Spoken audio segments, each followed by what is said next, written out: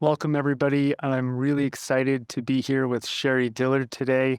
Sherry is an internationally renowned psychic medium, intuitive, and best-selling author of 11 books, including Discover Your Psychic Type and You Are Psychic, which Sherry actually was in the bookstore yesterday, 2 days ago, and it was right on the front shelf. I was like, hey, I'm going to be talking with her in a couple of days. It's amazing. So welcome. Actually, let me finish your bio. So Sherry's been a professional psychic and medium for over 35 years and offers courses in psychic and medium development and healing with your loved ones on the other side. And I've been watching your interviews, Sherry, and taking a look at your books. You have such an amazing amount, such a huge body of work. And then I was reading that you've done over 55,000 readings. First of all, how do you find the time and write 11 books?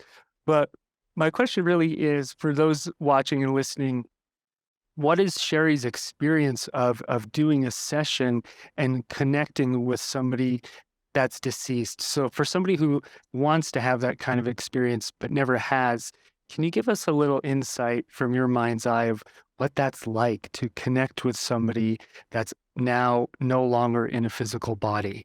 Let's just jump right into the deep end of the pool. Sure. Thank you for having me here, and thank you for the question. You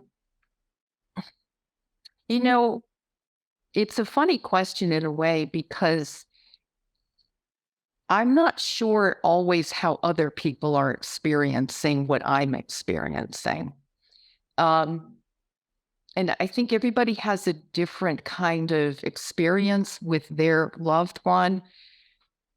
I'll tell you my experience and then what I assume other people are generally experiencing, but, not 100% always aware of that end of it. What I'm experiencing is, at first, I got to get the right person. So it's almost for me more of a really intense focus to make sure that, I take the responsibility of being the intermediary between a loved one and between the spirit loved one and the physical loved one. And so I really want to get it right for them. So initially, what happens for me is I hone in normally on what they look like, just to kind of pull them in stronger on the other side. And sometimes quite often I'll describe what they look like. Sometimes they're funny. Those on the other side, they'll describe, oh, I'm the one with the great head of hair. I always had great hair. People noticed my hair, or something kind of silly like that. And then normally I like to, every medium works somewhat differently. I like to look at the session as somewhat of a healing session. So I tend to kind of get into the depth of the relationship, the love. If there's anything this loved one on the other side wants to share that they've learned since they passed over about their relationship with the person I'm working with, I share that. It's sometimes the connection is in the very small subtleties of it. Words they would say that they would have said here, or perceptions, little tiny things about, what they loved about their loved one, or different things they've done with them. My feeling is that the person receiving this information, they tend to be very listening very intently. And, I know I'm doing my job when there's an emotional reaction. When my client is either, there's tears, or there is a quietness where I can really feel like they're really feeling on a deep level. So it's a little different, but generally that's kind of how it goes when I communicate with the other side. Yeah, And is it for you personally, is it mostly impressions, visions, words, feelings, all of them put together? Generally, yes. Sometimes those on the other side will well, everybody has their own way of coming in subtle ways. Some will be more visual with me. They'll show me things. I'll see them clearly. Others won't. I don't get a lot of images. It's more feeling level. Um, some are quiet. This morning, I did a few readings, and I had a father come in with his for his daughter, who was my client, and he was real quiet at first. He did show me that he looked like his daughter, and I got at first a very strong visual, and then after that, he kind of pulled back. Um, and that was part of whenever that happens, I know that there's usually something they want to bring up that's hard for them to bring up. But it really varies. I would say all of the above, and sometimes, usually, they have a stronger modality, whether it's visual, I see things, images, they're showing me that, feelings, or um, some will talk and talk and talk, just it's more auditory. So it's a bit of mix of everything.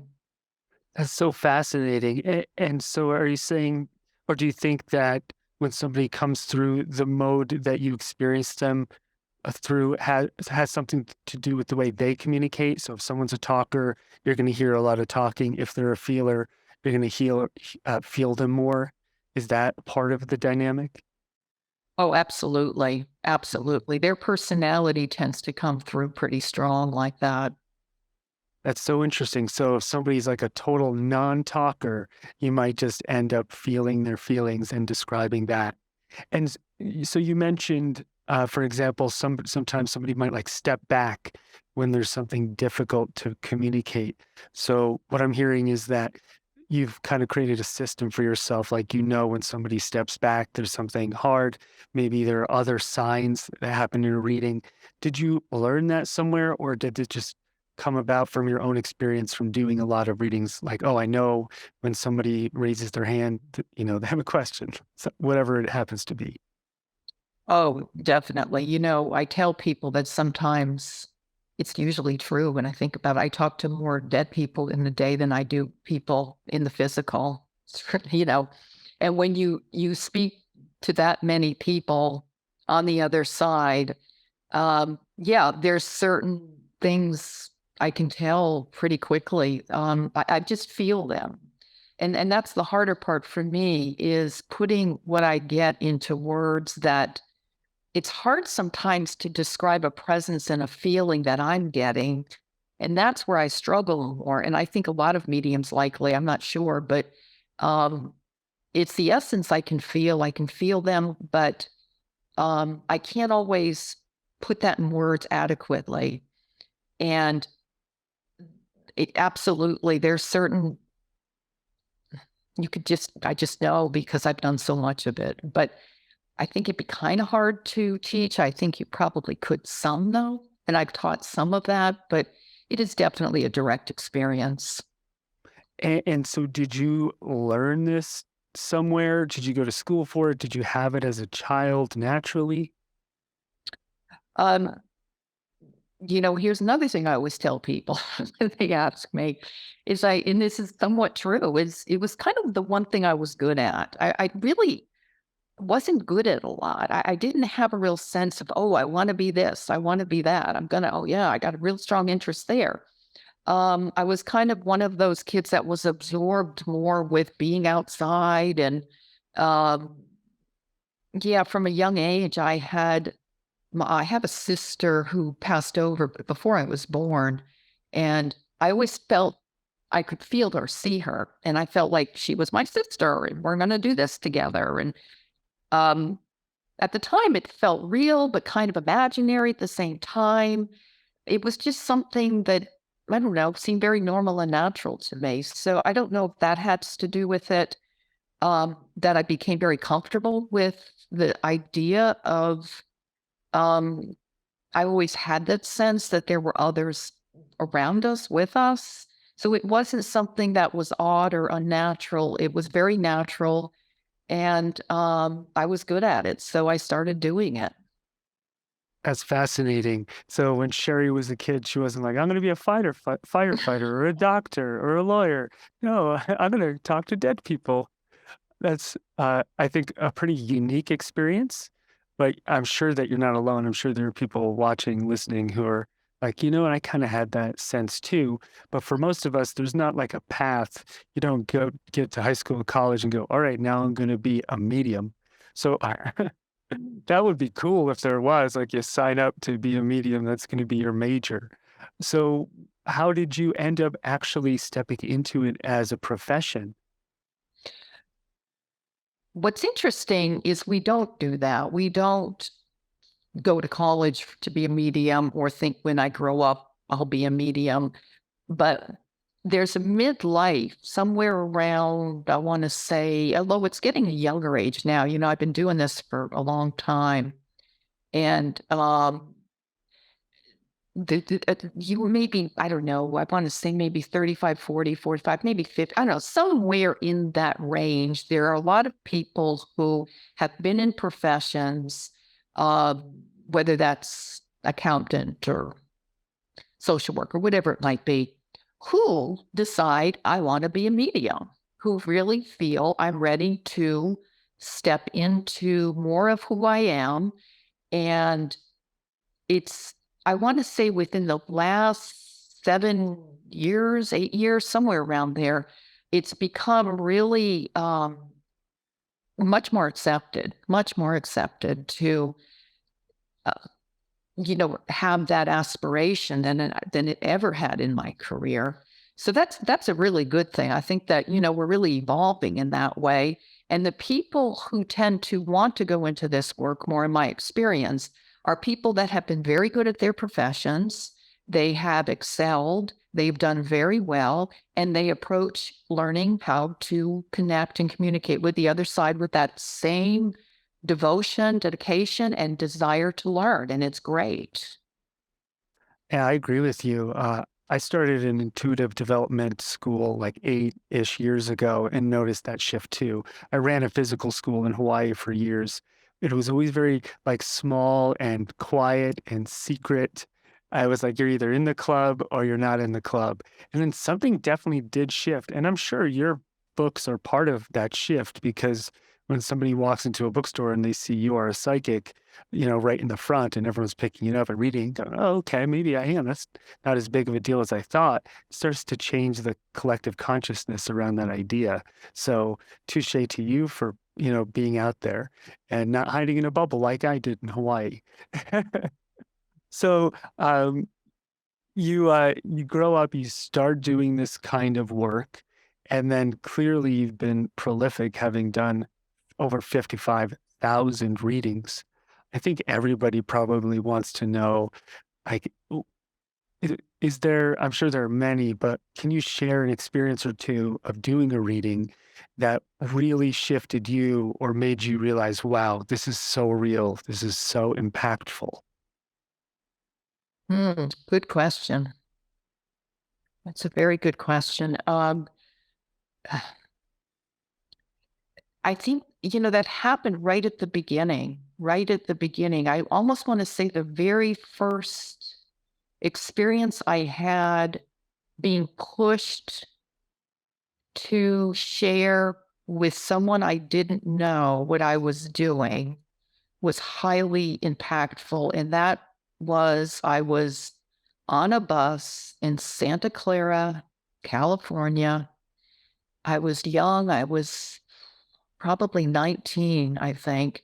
And there was a man sitting next to me in a suit. And I kept seeing a woman with dark hair. I'll never forget that because it was very powerful for me. And she kept holding her heart and saying, tell him, tell him, tell him, tell him I'm okay. I'm here. I love him. Tell him. And I could just feel, and I knew that she had passed over with a heart problem or a heart attack because she kept, please tell him. And she wouldn't stop doing this. She wouldn't. And I just felt like, gosh, I have to do this. So I said to him something like, I forget, but just to open conversation, where are you going or something, and he just kind of looked at me and didn't say much. And I thought, okay, I got to tell him. I said, do you know a woman with long, dark black hair and I think she may be your mother? Well, she loves you and she's with you and she's okay. And he started crying and he said, I'm on her way to her funeral right now. And I thought, okay. I got okay. And I just got out the bus as fast as I could. I literally pulled the thing and got off the bus. Um, but that's what convinced me because I had been debating. I don't want to really, I was doing readings for friends or family members, but I thought, okay, they're not going to leave me alone. I better go ahead and do this. They're going to just follow me wherever I go. Wow. Pause for a moment for all of us listening and just have goosebumps. That's an incredible story. I mean, if I was in his shoes and someone had done that to me and I was on the way to that funeral, that would be life-changing forever.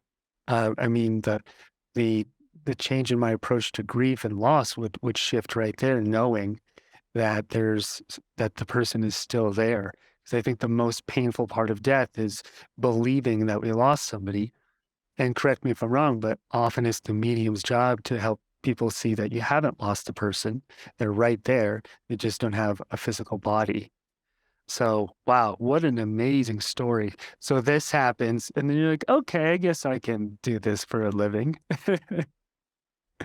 And um, has there been an evolution in how you do readings and how you experience this over time? Are there things that you can give us the Cliff Notes version of, okay, I've been doing this 35 years.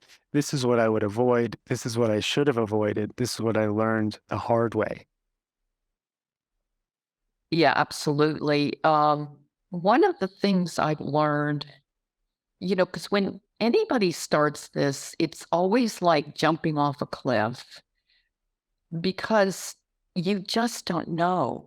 Someone's either sitting in front of you, whether it's on Zoom or on the phone or in person, and they are in grief. There's a real desire and need they feel and have to heal, to connect, to know that their loved one. And it's such a sacred duty to be the one who is going to help facilitate that. And that's one of the things I would really impress upon people is that it is a sacred duty, that it is something that you have to go into knowing that you can open a door for someone for an incredible connection and healing. And if you focus on that being what you're doing, as opposed to, I don't know how to put it, but sometimes I've seen this with students, and I know myself too, I was susceptible at times to wanting more attention for it. I don't know if that's the right way to say it, but geez, I'm doing a great job, aren't I? Like I'm real good at this. Kind of, you know what it is? It's kind of feeling that this is a place of power and that you can take advantage of that power. Unconsciously, I don't think anybody goes into it to take advantage of the power they have. But the ego is a strong thing and it happens. It happens subtly. And I always try to minimize myself when I do readings. I try to minimize myself because sometimes I remember at the beginning, I had to fight this because I could feel myself wanting to get involved in it. I could feel my ego wanting somehow to say certain things or to put myself in the equation further. And I really had to discipline myself to say, no, I'm not going to do that. I'm going to pull back. My job is to interpret the energy I receive, and that's my job. And I'm going to do that the best I can. And I'm not the center of attention here. because being a medium is definitely an ego temptation to feel the power you have. And it always will get you in trouble. You will lose the connection. You will not be effective. And that's the and again, it's not anybody, no one does this, no one goes into it, but for that purpose or reason. I guess maybe some people might, but it's very, very rare. Um, but it happens. It happens to the best of people. And it can really, oh gosh, there's so much abuse, to be honest with you. There's a lot of abuse in the spiritual community. And again, not intentional, but it's there. And I think we have to be conscious of that. And I'm very, very disciplined with my students. I think they're surprised how disciplined I am with them because I will not put up with anything. So Because when you I've seen it. I've been there. I've seen in classes where people have abused other students too by telling them things that were not, misinterpreting it. Their interpretation is too ego based. And you hit a you hit a spot with me on that because I'm very conscious of that, and especially as a teacher, because it's a very powerful place to be. And I've seen people will still come to me and they'll say to me, well, this medium told me this. Things that, why would you tell someone that? Your father, your mother, your loved one, or your child is stuck out in um, space or something. Yeah, something that, no. Anyway, yeah. So I would definitely say pull back the reins. They're going to come up and you got to tame that ego in this work. really, thank you for the very candid answer and great insight. I couldn't agree with you more. And I do a whole section in my training about how to appropriately communicate and not program people and make sure you're always telling them what's in their best interest. And part of doing a reading is learning to recognize what communication is relevant and necessary and what isn't, and having a healthy filter for that. Because I had a student once who came to me. She was crying and she was like, I went to a psychic and he told me I won't meet my partner for 5 years. And she was just like in tears. And I remember telling her, that's just not true. I would let that go. And I think inside of that year, she met somebody and had 3 babies. And it was just this very negative impact that that person had on her by saying something like that. So the world is full of that out there. And I think it gives this whole space a really bad rap. And I feel like as part of my job, I'm sure you feel the same, clearing that up and making it a space full of integrity and a space that's grounded.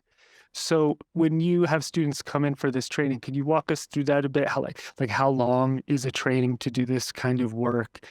Do they learn certain tools and techniques? Do they have to do a lot of readings?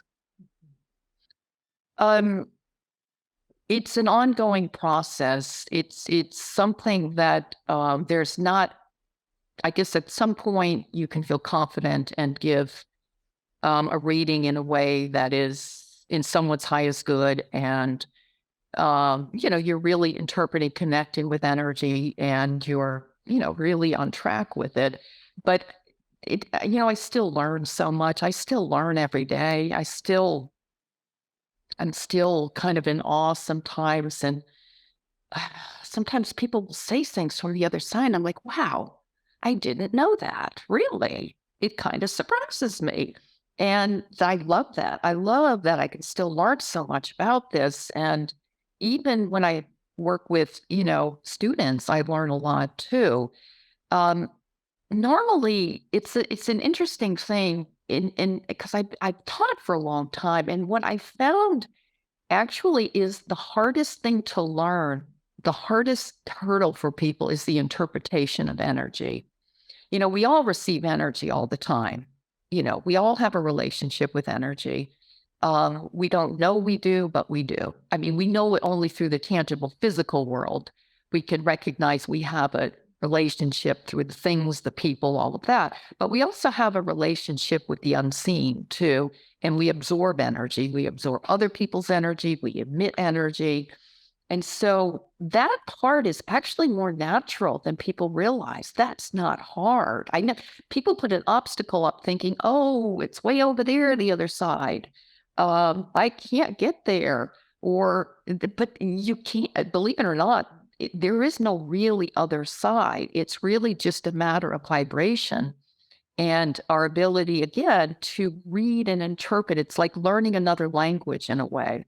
Um, and so the harder part is not the receiving, it's really the interpreting what you receive. And so I tend to, and the only way you can really do that is to do a lot of medium work is really practice work.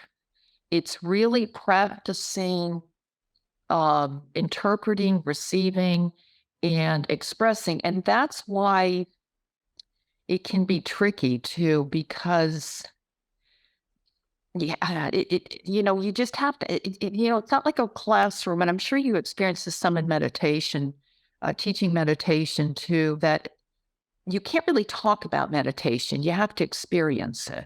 I'm sure you experience that with your students too.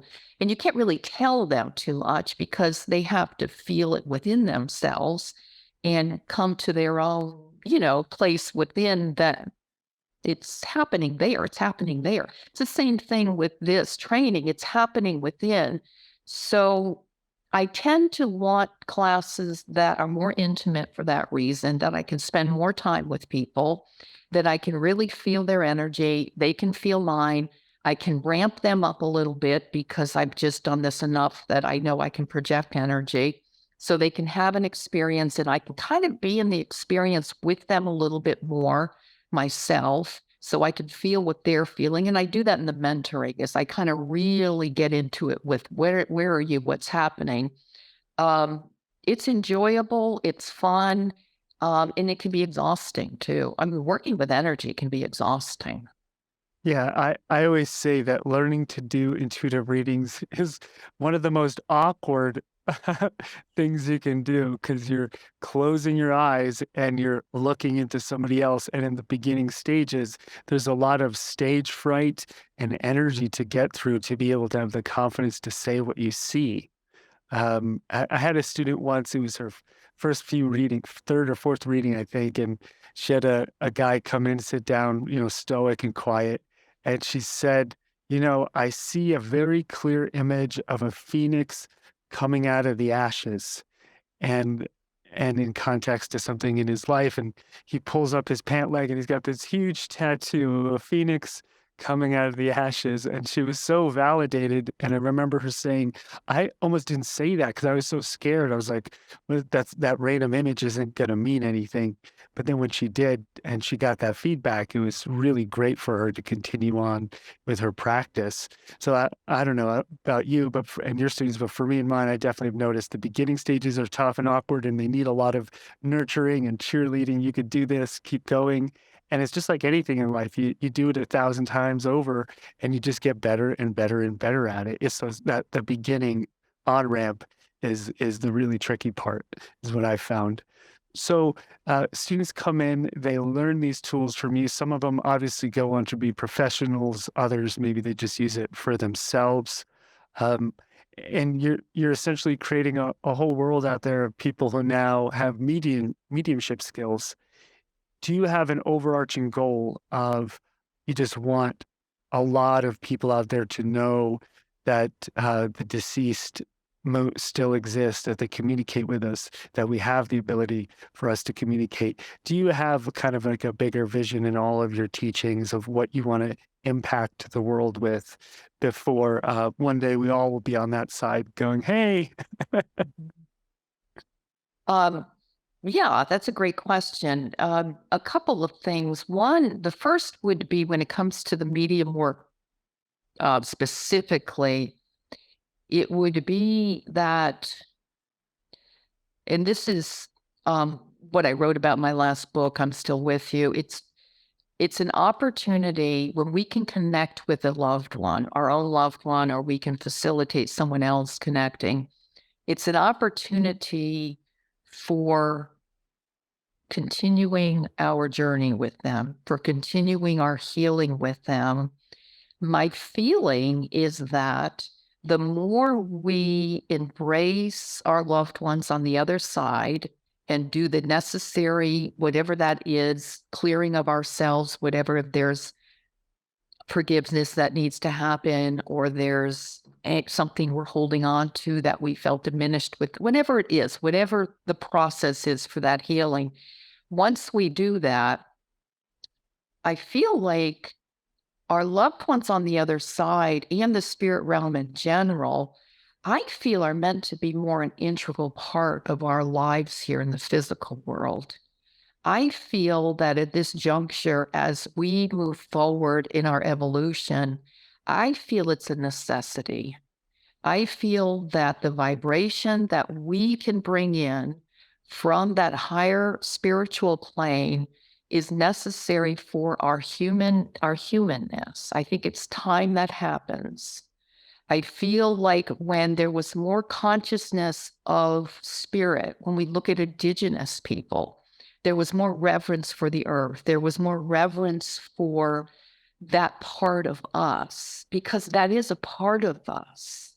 It's not somewhere else. It's a part of our consciousness.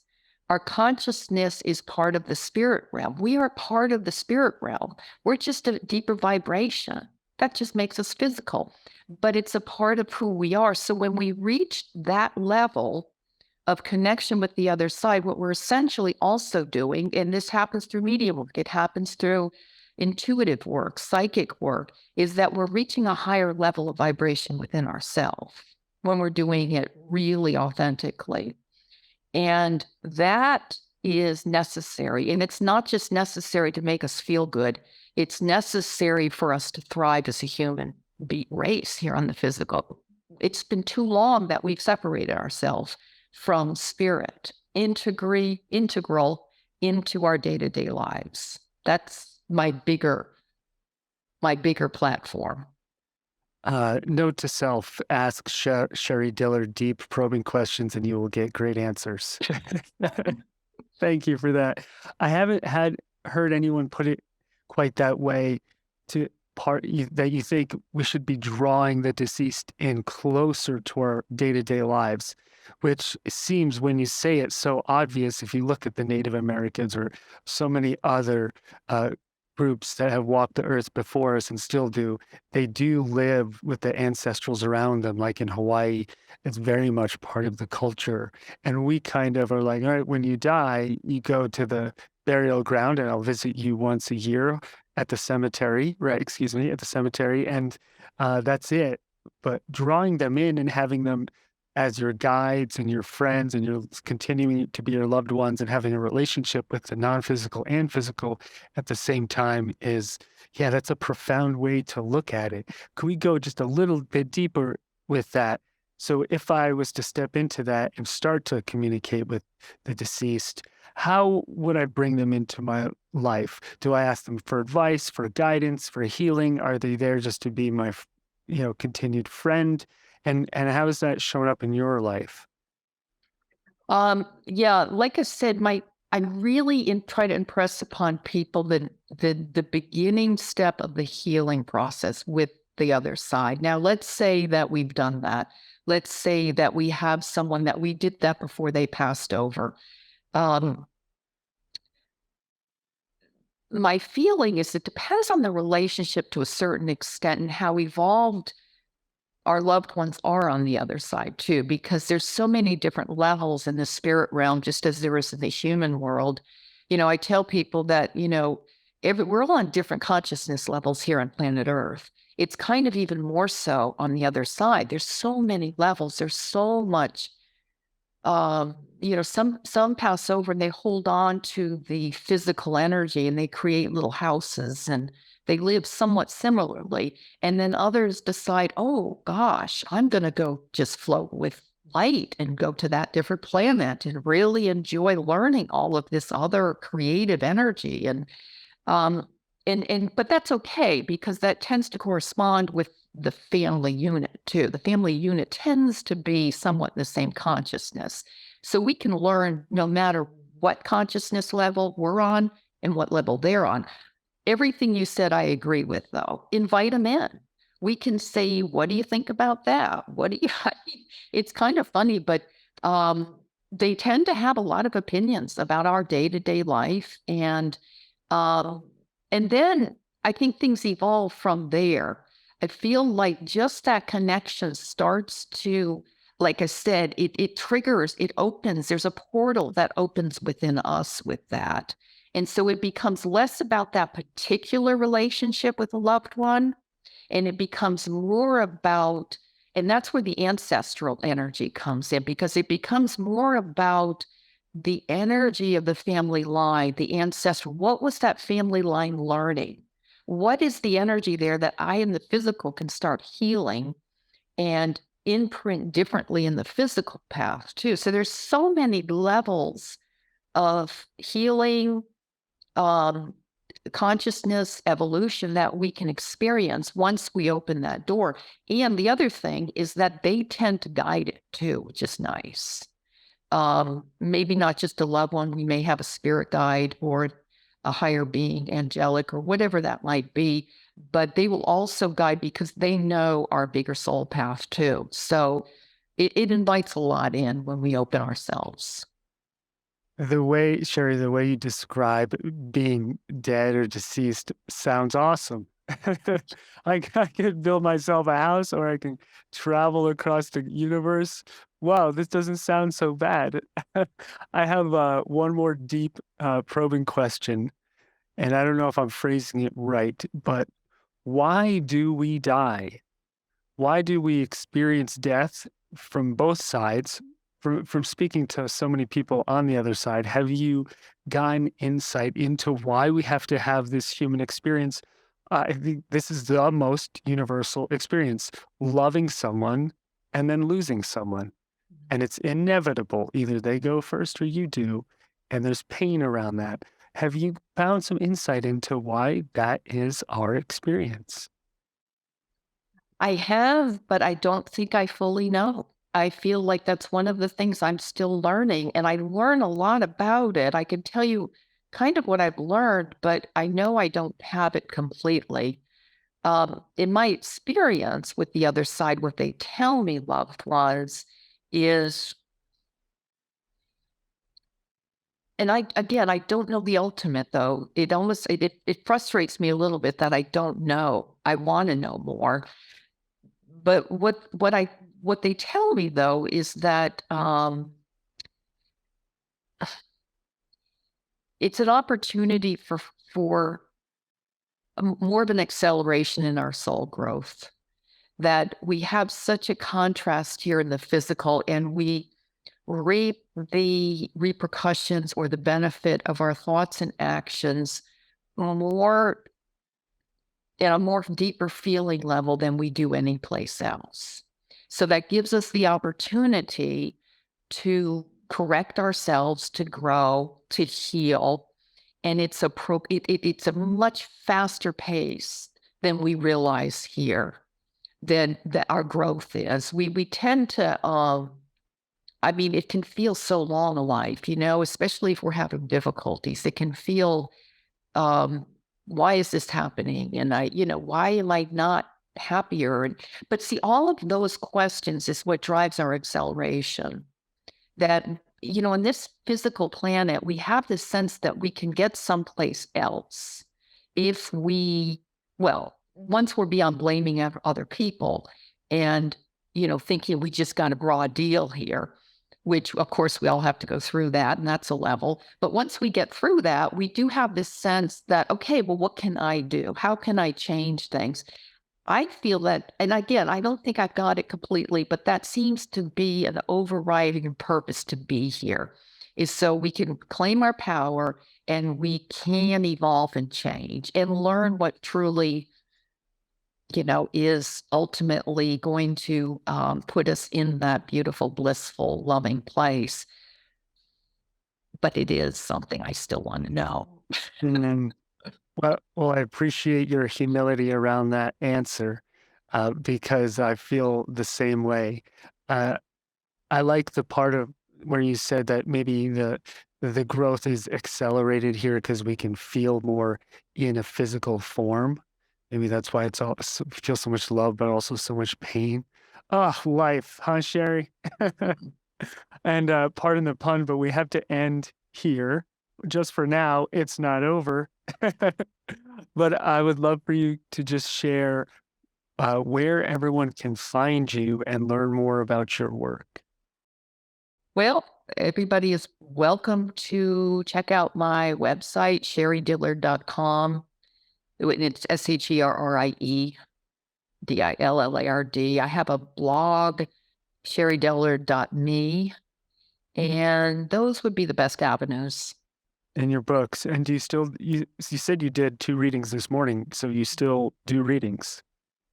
I'm taking limited, but I am still doing readings. Yes, I love doing readings. I will probably do readings for as long as I can do them. Wow. Does it ever tire you out? It's exhausting. You're like, "Yes, so if you call me, be gentle." That's amazing. So if you're watching, wow, how lucky would you be to have a reading with Sherry? That's so cool. Well, Sherry, thank you so much for your time. Could have went a couple more hours on some of those deep topics we just touched on, but I really appreciate all your wisdom and insight into the other realms of reality. And I feel like I'm still marinating some of what you just said. So I'll just probably sit here for a while and stare at the wall and absorb it. Thank you for being here, Sherry. Thanks everyone for listening and watching with us. Thank you so much. I loved the interview. It was great. Thank you for the compliments too. Appreciate that.